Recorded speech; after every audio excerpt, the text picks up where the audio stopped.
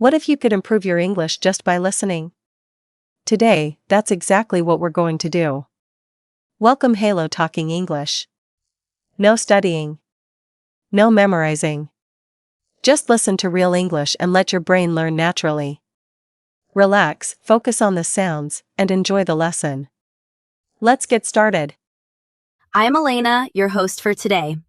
If this is your first time here, I'd love to let you know that we upload a new English learning video every single day to help you become fluent and confident in English faster. In today's episode, you'll improve not only your English listening skills, but also your ability to catch fast, real-life conversations. We're diving into a very practical and important topic: how to understand fast native English speakers.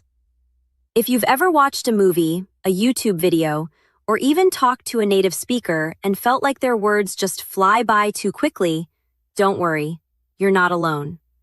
Fast English can feel overwhelming, but the good news is, with the right techniques and daily practice, you can train your ears and your brain to understand native-level English smoothly and naturally.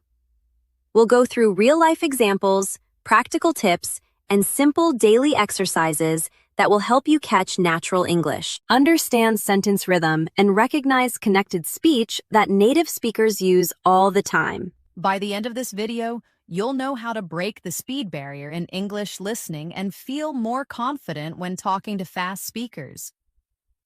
Before we jump into the lesson, don't forget to subscribe to the channel and hit the bell icon if you want more helpful English learning episodes like this, so grab a notebook and something to write with and let's get started. Understanding fast native English speakers can feel like trying to catch a speeding train. You hear sounds, but they blur together. Words are skipped, sentences run into each other, and by the time you think you've understood something, the conversation has already moved on. This is something almost every English learner faces, especially when they step out of textbooks and into real-life English. But here's the truth. Fast English isn't impossible to understand. It's just different from what you've learned in traditional classes. Native speakers speak with a rhythm. They use contractions, they link words, they skip sounds that seem unnecessary to them, and they speak with emotion, speed, and tone. What you need is not just vocabulary and grammar. What you need is exposure, awareness, and practice. And that's exactly what we'll work on in this lesson. Let's first understand why native speakers sound so fast. It's not because they're trying to be difficult. It's simply the way natural language works. When people are fluent and comfortable in fast English, words get connected. For example, instead of saying, "What are you doing?" logically, a native speaker may say, "What you doing?" Instead of "I am going to," you'll hear "I'm going to." These shortcuts make conversations flow faster and smoother. That's why even though you may know the words when you hear them squished together, your brain doesn't recognize them quickly. Native speakers also use stress and intonation differently. They emphasize some words while swallowing others. For example, in the sentence, "I didn't say he stole the money," depending on which word is stressed, the meaning changes completely. So, understanding fast English is not only about hearing all the words, it's about catching rhythm, stress, and patterns. Now let's talk about connected speech. This is one of the most important reasons why fast English sounds hard to understand.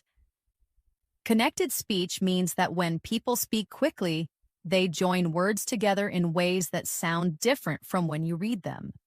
For example, "Do you want to eat?" becomes "Do you want to eat?" and "Could you help me out?" becomes "Could you help me out?"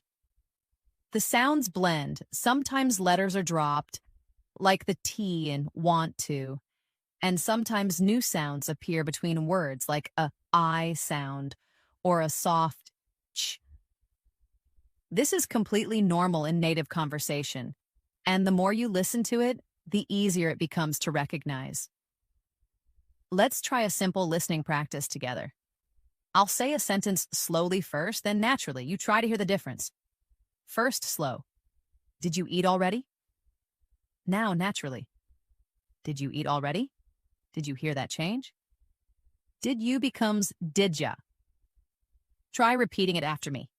Did you eat already? Let's try another. Slow.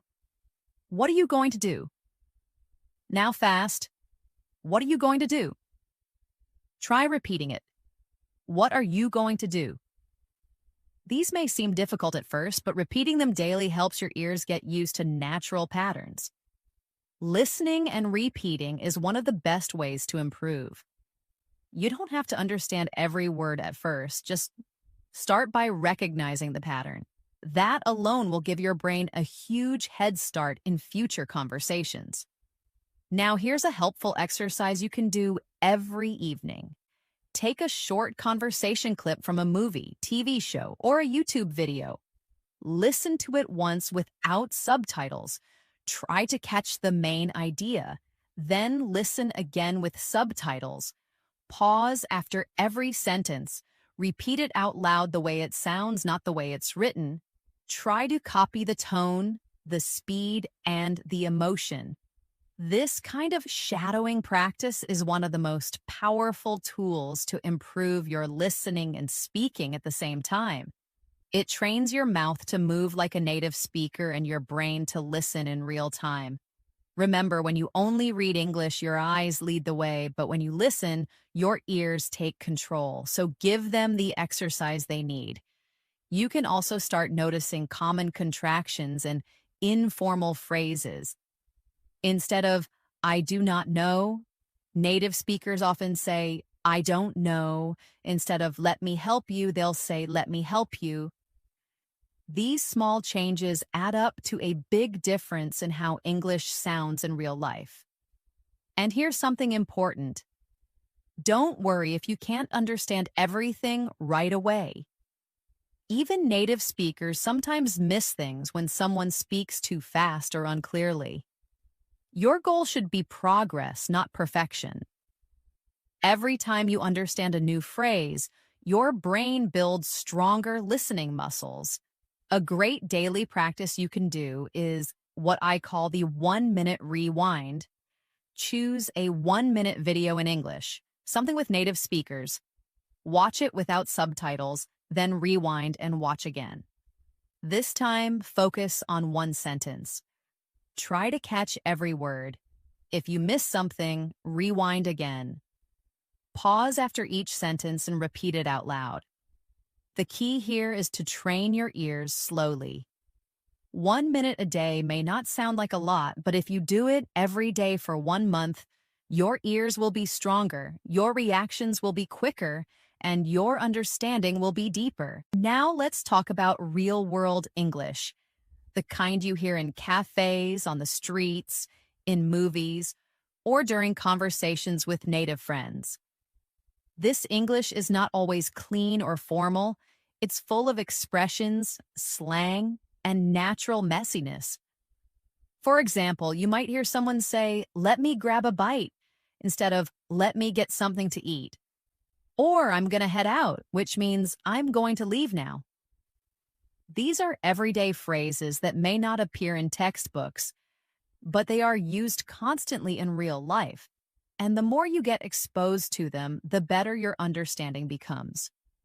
To train your brain for this kind of English, try watching shows or videos where real conversations happen. Choose content with subtitles first, then move to videos without subtitles. You can even try listening to podcasts or audio clips while doing daily chores like cooking or walking. Immersing yourself in real spoken English every day will slowly adjust your ear to the speed and rhythm of native speakers. One very effective method to improve listening is called dictation practice. Here's how it works. You play a short audio clip, just 1 or 2 sentences. You listen carefully and try to write down exactly what you hear. Even if you miss some words, don't worry, just try your best. Then play it again and fill in the missing parts. Do this 2 or 3 times until you think your sentence is complete. Finally, compare it with the transcript or subtitles. This simple exercise helps you notice which words are difficult to catch and why. Maybe they're being connected, maybe they're reduced, or maybe you just haven't heard them enough times before. Dictation helps improve your concentration, memory, and spelling all at the same time. It's especially useful for catching those little words like to, of, a, and an that often disappear in fast speech. Let's try one short example now. I'll say a sentence quickly and you try to write it down. Ready? I should have told you earlier. I'll repeat it. I should have told you earlier. Did you catch that? Most native speakers won't say, I should have told you earlier. They'll say, should have. One small blended word. Go ahead and repeat it. I should have told you earlier. That's how real English sounds. The more you practice hearing and writing these sentences, the easier it becomes to follow fast conversations.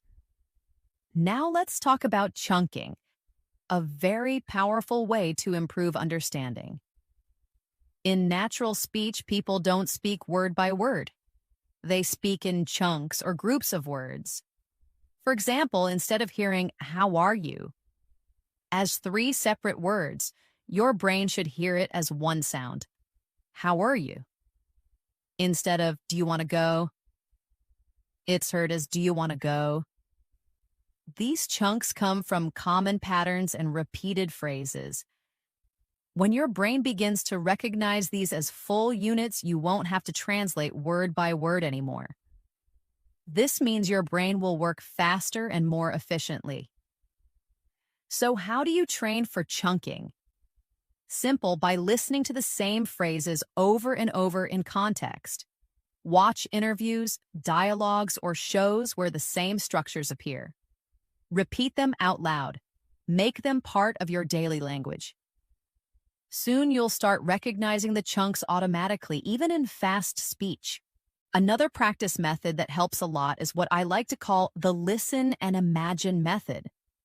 This helps you follow fast English using mental pictures. For example, if you hear someone say, we grabbed some coffee and headed downtown, you don't need to think about every single word. Instead, picture it. Imagine 2 friends getting coffee and walking into the city. This kind of mental visualization connects language with real experience. It improves understanding without needing to slow things down. You stop translating and start experiencing English. That's how native speakers understand each other. Not by analyzing every word, but by processing ideas quickly. Practice this by listening to short dialogues and trying to imagine the scene like a movie in your mind. It makes the language come alive. Now let's do a little imagination practice. Close your eyes and listen carefully. Imagine this scene. She ran out of the house, jumped into the car, and drove off without saying a word. Did you see it in your mind? That's the goal. You didn't need to understand every syllable. You followed the meaning because you connected it to a picture. This helps even more when native speakers speak quickly. Instead of catching individual words, your mind catches the whole meaning. That's a powerful skill, and you can build it with just 5 minutes a day of this kind of practice. At this point, it's also important to talk about patience and mindset. Understanding fast English is not something that happens overnight. It takes time, and it's okay if you don't understand everything right away. The key is not to give up. Every time you hear native English, even if you miss words, you are training your ears. You are making progress, and progress, even if it's slow, is real. Think of listening like exercise. The more you do it, the stronger you become. It's not about catching every word. It's about catching more words today than you did yesterday. Celebrate those small wins, and you'll feel motivated to keep going. Here's one more practice you can try. It's called repeat after pause. Find a short video or audio clip just a minute long. Play one sentence, then pause. Try to repeat exactly what you heard. Then play the next sentence, repeat again. This shadowing technique helps train your pronunciation, rhythm, and listening all at once. The more you practice, the more fluent your speech becomes, and the better your ears get at catching fast English. Even 5 minutes a day with this method can make a huge difference over time. As we continue, I want to share one very helpful habit that many fluent English learners use. It's called active listening. Active listening means you don't just hear the words. You try to understand what's behind them. You pay attention to the tone, the emotion, and the speed. Native speakers often speak quickly, but they also slow down or raise their voice when something is important. For example, if someone says, "I really don't want to go," the word really is stretched and emphasized. This is a clue. It tells you the speaker's feeling is strong. You don't need to understand every word to get the message. You just have to listen actively. Practice this by watching short dialogues and noticing how people express emotions with their voice. Soon you'll start catching meaning even when the language is fast. Another way to improve is by building your background knowledge. Let's say you're watching a video about shopping or travel or food. If you already know a little about the topic, it's much easier to follow along, even if the speaker is fast. Why? Because your brain already expects some of the vocabulary and structure. It can predict what's coming next. This is called context-based understanding. So try to choose listening material related to topics you're familiar with. If you like cooking, watch cooking videos. If you love sports, listen to sports commentary. Your brain will fill in the blanks more easily when the subject is familiar.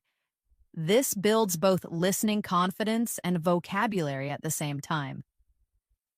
Let's do another small exercise to apply what we've learned. I'll describe a scene in fast but natural English.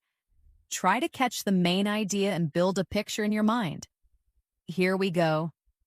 So I was running late for work, spilled coffee on my shirt, missed the bus, and had to call a ride just to make it to the meeting. Now pause. What happened here?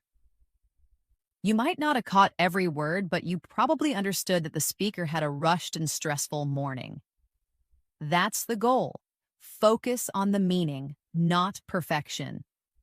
Real English is about understanding the message, not catching every syllable. Let's talk about pronunciation now because this is a key to understanding native English. Native speakers connect words in ways that might feel strange to learners. For example, what do you want to eat? It becomes, what do you want to eat? Or did you see it? Becomes, did you see it? These connections are completely natural, but they make the sentence harder to understand if you're expecting perfect word separation. One way to get used to this is by practicing connected speech yourself. Try to repeat what you hear exactly how you hear it. Say gonna instead of going to. Say wanna instead of want to. This may feel informal, but it's how English is actually spoken. And understanding connected speech is one of the fastest ways to improve your listening. Another practice technique is the echo method. Play a sentence from a native speaker and then immediately try to repeat it with the same speed and rhythm, like an echo. For example, if the sentence is, "I can't believe he said that," you repeat it right after with the same energy and pace. This helps your tongue and brain get used to how fast English feels. At first, you might miss words, but after a few tries, you'll notice improvement. This method not only helps you understand fast English, it also helps you speak more naturally. Now let's touch on a big challenge: unfamiliar accents. Not all native English speakers sound the same. There are American, British, Australian, and many other accents. And even within those countries, there are different regional ways of speaking. For example, someone from New York may speak differently from someone in California. Someone from London may sound very different from someone in Scotland. So how do you train for that? Expose yourself to as many accents as possible. Watch videos from different English-speaking countries. Listen to podcasts, interviews, or even songs with various accents. This helps your brain become flexible. It stops expecting just one correct way of speaking, and that flexibility will allow you to understand people no matter where they're from. Here's a short scene using an informal American accent. Hey man, I'm heading out soon. You coming? Or nah? Notice the dropped G in heading and coming and the use of casual phrases. These are very common in friendly conversations. Try repeating it a few times. Hey man, I'm heading out soon. You coming or nah? The more you listen and repeat, the more natural this kind of English becomes to you. Now let's add a few tips for watching English movies or shows. First, don't worry if you don't understand everything. Start by watching with subtitles in English. Watch one scene, then replay it without subtitles and see how much you can understand. Try pausing after each line and repeating it out loud. You can even write down useful phrases. For example, in a movie scene where someone says, "We've got to hurry or we'll miss the train," you can note that "we've got to" is another way of saying "we have to." These small discoveries make you more comfortable with real English and help you build a stronger listening vocabulary. Next, let's look at how songs can help you. English music is a fantastic way to train your ears. Choose a song you like and look up the lyrics. Listen once without reading, then listen again while reading the lyrics. Finally, try singing along. This method helps you get used to natural rhythm, intonation, and word linking. Many song lyrics use everyday language. For example, in the song "I'm Going to Find Another You," the phrase "gonna" is used instead of "going to." These details teach you how real people speak. And because music is fun and emotional, your brain remembers it more easily. Let's take one more practice paragraph together. I'll say it naturally and a little fast. Try to follow along. We were supposed to meet at 7, but I got stuck in traffic and then couldn't find parking, so I ended up getting there almost an hour late. That was a fast, real-life situation. Try to repeat it after me. We were supposed to meet at 7, but I got stuck in traffic and then couldn't find parking, so I ended up getting there almost an hour late. If that feels too long, break it into small parts. The more you repeat, the easier it becomes. And finally, remember that improving your listening is not just about listening more, it's about listening better. Be intentional. Choose content that challenges you a little, but not too much. Set daily or weekly goals. Maybe you listen to one podcast episode each day, or maybe you do 3 dictation exercises each week. Whatever you choose, keep it consistent. Improvement doesn't come from big steps once in a while. It comes from small, steady steps every day. Your ears will improve. Your understanding will get better. And one day, you'll suddenly realize that you understand English without trying so hard. So let's quickly review your path to understanding fast English speakers. You've learned about connected speech, reduced forms, chunking, shadowing, and active listening. You've done exercises using imagination, dictation, and repetition. You've practiced understanding through real conversations and gotten familiar with different accents. All of these are powerful tools that will continue to help you even after this video ends. The only thing you need to do is keep going. Make English part of your life. Not just a subject you study, but a language you live with. The more time you spend with it, the more natural it becomes. And soon you won't just understand fast native English, you'll enjoy it. So grab your notebook and go back to practice the exercises again. Make sure you repeat the phrases in chunks, listen daily to short conversations, and push yourself a little every day.